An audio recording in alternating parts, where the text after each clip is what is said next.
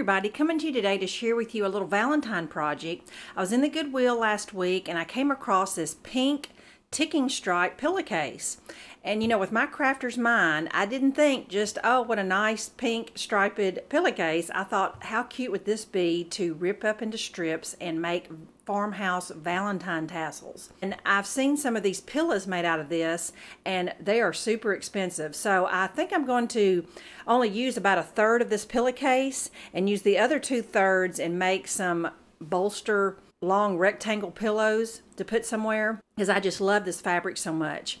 One of the characteristics of farmhouse decor is that things are not matchy-matchy. You know, I've seen people with different chairs at their table, which my husband would never go for that. You know, it's kind of like a quilt. You know, a quilt is made up of just hodgepodge patterns and designs, and that's just what makes it so charming. And that's how this tassel is going to be. I'm going to use the pink stripe ticking fabric, and then I went through my stash and pulled just some Valentine colors, some red and white and pink ribbons. And a lot of us that have ribbon stash will have some of these satin strips. They don't hold their shape unless they're wired, but perfect for tassels.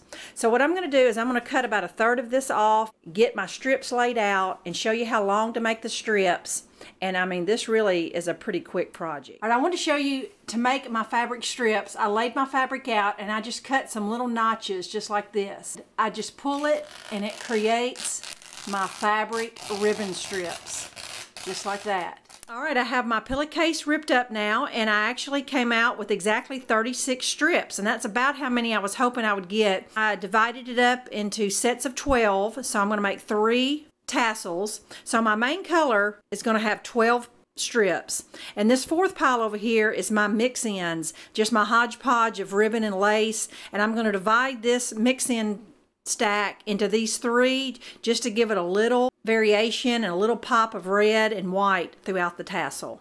So when I get through dividing this up, I'll tell you exactly how many strips total. And you're going to need at least 20 strips of something, regardless of what your color is. If you want all one color, use 20 strips. Now I'm going to set the camera up so I can show you how to fold the strips to create the tassel. Okay, I picked up one of my strips now, and it is important how you bunch them together because that's how your tassel is going to look. I want my tassel to really be more focused on the ticking fabric, so I'm going to make sure that when I fold mine in half, the ticking strips are kind of more on the top because I really want that red to be kind of on the inside of the tassel. When you pick up the strips, it's going to just be really raggedy and uneven. You're going to trim all that when you get finished. So don't worry about the ends being all jaggedy and everything. But like I said, you are going to need your strips to be at least 18 inches long so that you'll have plenty of fabric to trim it off even. I'm going to just gather it up right here over my thumb, and I'm going to take a rubber band. And the purpose of the rubber band is just to help you get it secured so the strips will stop shifting on you. So just make sure your finger will go through the hoop up there. Loop right there. I just cut a little piece of jute twine. You could use a piece of ribbon. I just happen to want to use the jute twine. Trim off the tails, and here's my hanger. I can finish this out a variety of ways to cover up the rubber band. I think I'll finish out all 3 tassels of some different ideas. All right, friends, I'm ready to share with you my farmhouse inspired Valentine tassels. All right, the first one is the one that I used the jute twine hanger, and I want to show you now that I've given them all a haircut, they look so much better. And notice that all my strands are not exactly the same, but they're pretty close. To embellish mine, what I did before I ever wrapped the jute twine, I just went through my junk drawer and found an old suitcase key, just an old little key, and then I strung 3 wooden beads, tied a knot on some jute twine, and I hot glued those on the rubber band so that that string would be covered up. Wrapped the jute twine around 10 times, hot glued it in the back, and there you go. I love how my tassel is predominantly the ticking stripe and a little bit of the red is just peeking through. That's exactly the look I was going for. I love how that one turned out.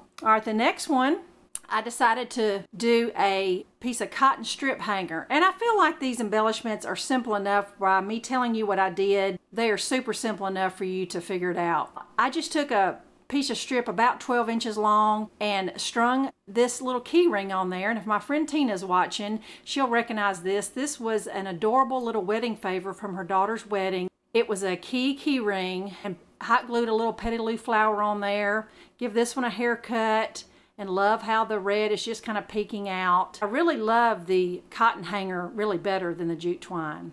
All right, and the third and last one's a little simple, but you know, farmhouse is simple. This one was just with the cotton hanger. I strung a wooden tag I had and just stamped it with the X and the O, which means hugs and kisses, and just hot glued the string on the rubber band, wrapped the twine about 10 times, and there you go. Simple, and I love it. But I just want you to know how versatile these are. You can hang them from your china cabinet knob. You can hang the knob on your table lamps. You can hang them from your tiered tray, or even just set them on a shelf to fill in some space. They have lots of versatility. So I hope you enjoyed this, and I appreciate you watching, and I'll bring you a few more Valentine crafts very soon.